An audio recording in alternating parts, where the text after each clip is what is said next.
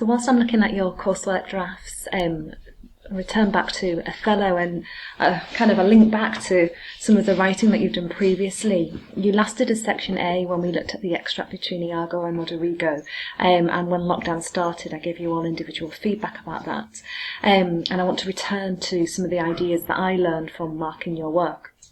Knowledge of the text was absolutely excellent, and kind of thoroughness and building up an argument was really, really strong. But I know that for a number of you I talked about dramatic method being an area which you could really focus in on to boost your marks and really push you towards the highest grade.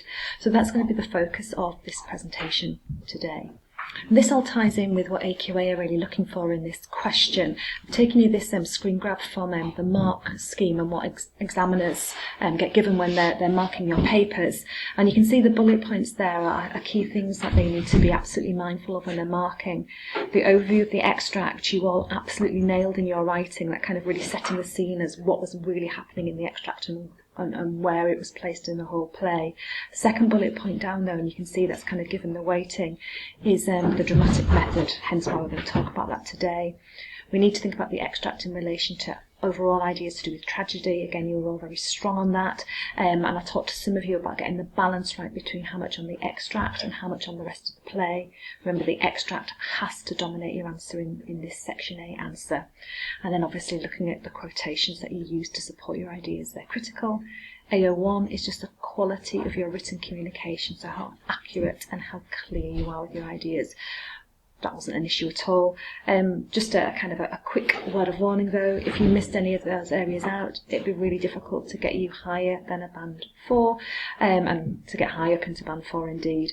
So really, by focusing in on dramatic methods, it's really trying to push you all to the very top end of the mark scheme, because that was the kind of the key area that people found hardest to weave into their answers. So before we start to look at an extract, just a reminder of this planning grid that we've been working on before, and really so that you can see how it's designed to help you hit those bullet points that the examiners are looking for when they're marking. The first 3 top boxes are all about the placement of the extract in the wider tragedy of the play, and also what exactly is happening in the extract, being very thorough, being very kind of chronological and methodical going through it. The 2 boxes on the bottom of the page, the one on the left-hand side, are the big ideas related to tragedy. We know the genre leads the way, and these will form each of the paragraphs of your discussion. Again, you're really good at generating ideas. And then finally, that last box on the right-hand side is about the drama of the extract. And I'm going to look at an extract with you now. We'll briefly just talk through what is happening, where it's placed, because I think we always need to know that to make sense of it. I'm not really going to focus on the ideas for my main paragraphs, but I am going to focus on how I would read it to really notice the drama of the extract. And actually in noticing the drama, I'm noticing things that I'd want to talk about in my main body of the paragraphs anyway. So when we look at the extract, I'm just going to remind you of really the first step is to read it through and really get a sense of what the story is happening. There's no point looking at the drama if you have no idea what is actually going on with it. So we're going to briefly look at those top 3 boxes, setting the scene, what's happening in the extract, why is it important, before we then move on to the drama of the extract. So here is our exam extract. It's taken from Act 5, Scene 2. Pause the video and take time to read through and try and make sense of it yourself. When you're ready, restart it and I'll talk you through what I'm noticing before we move to look at the actual kind of annotating it to really hone in on the drama of the piece.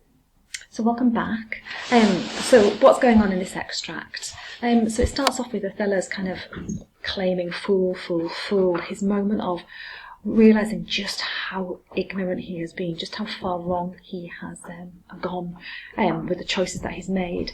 And I know that immediately before this, Act 5, Scene 2, this is the culmination. Actually, there are only 12 lines left after this extract, so we really are at the kind of the final climactic moments of the play. And our hero must have that moment of realisation. What's happened immediately before this, because I certainly want to talk about the whole play, because I'll be there forever, but in terms of Act 5, Scene 2, I know that obviously Desdemona has been murdered by Othello. He believes he's kind of committing a just act, saving other men from her betrayals, and also kind of re-establishing her in his opinion. Emilia has uncovered the body and revealed Iago's villainy. He, in return, has killed her and tries to escape. However, he is kind of captured, he's brought back. Cassio has been brought onto the stage, and he has found on Roderigo's body a letter which explains everything. And this is the moment where we see kind of Othello really understanding that actually that handkerchief and the whole the whole piece of evidence that he based his kind of she needs to die on was utterly false, because Cassio's just told him how he came about the handkerchief, and so that kind of leads in directly to Othello's opening lines. So I need to know the play incredibly well to kind of segue in seamlessly from what has happened immediately before the extract to now. So he knows how the handkerchief was in Cassio's bedchamber. He knows just how wrong he has been. Cassio further then adds news taken from Roderigo's letter about Iago's plan and about how Iago has used Roderigo to challenge and attack Cassio. We don't hear this, but Roderigo apparently does speak even long after he seems dead, and he explains again that Iago was the one who injured him. Iago set on him. So Iago's villainy is utterly unmasked. Lodovico then comes in to take control. He is the man from Venice. Remember, Venice represents the justice, the kind of the fairness, the order, everything that Cyprus doesn't represent. And he comes in and instates order. He tells Othello that you will be taken off with us. We are stripping you of your power. Cassio is now in charge. He then directs his attention to Iago and talks about the fact that they're going to torture him until he reveals his role in these affairs. Remember, he has vowed never to speak again. From this time forth, he will never say a word. Then he talks about the nature of the fault being kind of revealed to the whole of the Venetian states. Come, bring him away. He could be referring to Iago or Othello, or both of them there indeed. However, we've got this man coming in, and justice will be served. Othello, however, takes over and speaks quite a lengthy speech, and he wants to have his final say. He wants everybody to be able to tell the story of what has happened in a certain way, and his speech is all about putting down or getting others to put down in words and in writing for him what he has done. And they have to speak honestly, but they also speak fairly of him. And he talks about loving too much. He talks about somebody who has been absolutely mentally tortured. He talks about somebody who has made the most terrible mistake in the world, and the fact that he is absolutely devastated about this. But then finally he wants them to set down that he destroys the enemy. So he recognises the enemy in himself and stabs himself in order to restore justice. So Othello kind of takes justice out of Lodovico's hands, and he himself becomes the tool of Venetian justice, as he was at the start of the play. He has kind of returned in his image of himself. Lodovico and Gratiano then comment in quite a devastated way about what they have seen and heard, and Othello dies, kissing Desdemona. So that's the story of the extract, and I've led up to it. I've explained in quite a lot of chronological detail what has happened, and I know that there are only 20 lines left, and that is, Iago is borne away, and we're left with the image of Othello on the bed with Emilia and his wife Desdemona. So this slide is a bit of an aside to our main focus of the lesson, but I've actually written up what I would say as my opening to a Section A response, where I set the scene, what has happened before the extract, what's happened in the extract, and why it is there. So pause the video, have a read of it through, move on when you're ready. So I'm sure in just that kind of summary narrative of the extract, you've noticed a lot of the big tragic ideas in there, and certainly if you look at the star slide, which you'll have seen many times before, I could definitely talk about all of these ideas, and you're really confident at applying the ideas. I want to move on from kind of talking about the big ideas and why this is an important extract in relation to the tragedy, however, to look at the dramatic methods which will connect back to these ideas. But I want to really lift my analysis and show that I'm thinking about this as a drama, so that's where the focus is going to be. So this is a slide that I would print off and keep in your notes, and anytime you do a Section A answer, I would bring this out and remind myself of all of the things that I could be looking for that might be relevant, so that I know I'm talking about dramatic methods. And I'm going to model looking at that extract, talking about these ideas on the next slide.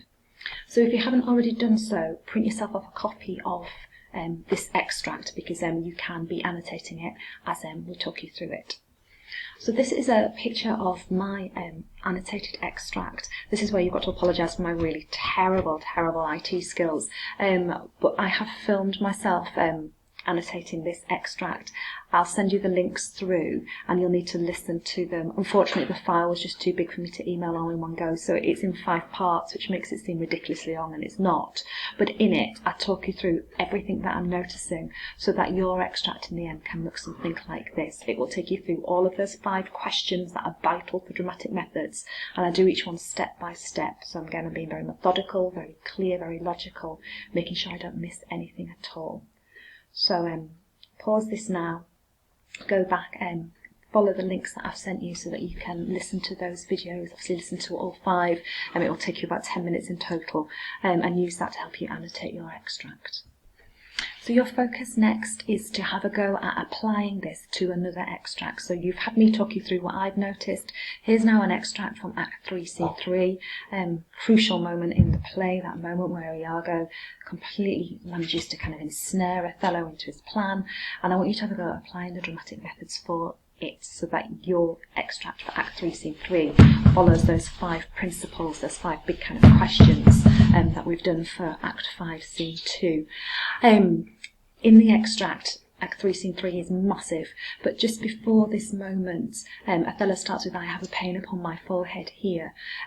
That's because previous to this, Desdemona had sort of disappeared from the stage. She has come back on again, but in that moment when she wasn't there, it's when Iago really starts to work his poison and really starts to get Othello to suspect. So when he's talking about the pain upon his forehead, he's actually, there is a dual meaning. Desdemona sort of sees it in a very straightforward way. He has a headache. It's because he's been watching, he's been doing his job so hard, and he's referring to the fact that he's being nailed a cuckold, and he's kind of implicitly implying that he has horns, cuckold horns growing out of his head.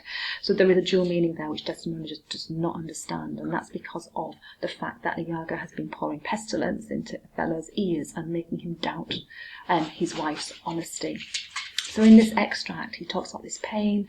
Desdemona talks about the fact that she was going to bind it to soothe him, and she produces her handkerchief, that very precious handkerchief, to bind his head. Othello dismisses that, and the handkerchief drops to the floor. He tells her to leave it there, and walks away with her. He's still at this moment not entirely sure about her, and he's not furious with her yet. He's not utterly convinced. He hasn't planned her murder yet. However, he is doubting her. Desdemona agrees and goes off with him. Amelia is now left alone on stage by herself, and she talks about finding the handkerchief and how pleased she is and why. Iago then comes on, so he interrupts her little moment of soliloquy, and there is an exchange between Iago and Amelia which can be played in a number of different ways, but she is trying to win his favour is how I read this, and she talks about quite playfully with him, almost flirting with him, that she has something for him, and when he realises it's the handkerchief, he is obviously very pleased, but he doesn't sort of give Amelia any credit for that, and he ultimately snatches it away from her. Amelia's absolutely, so please give me it back. She's aware that this is not a good thing, that Desdemona will lose this handkerchief, but Iago demands her to leave him alone. He has a use for it, which obviously we find out becomes devastating. It becomes proof, apparently, of her infidelity, and he demands that Amelia leaves him, and she does. So this is the extract that I'm asking you to work on. Go back to that slide that you've printed off with the 5 kind of ways of approaching the drama of the piece, and which ones are relevant to this. Go through it methodically. Start off with number 1, number 2, number 3, number 4, number 5. Don't be kind of scatty about this. Do it in a really ordered way, and annotate this in as much detail as you possibly can. Remember, I'm interested in the drama of the piece. What are you noticing about how Shakespeare has written it, has constructed it, in order to create meaning. Best of luck, and send me your efforts when you've finished. Thank you.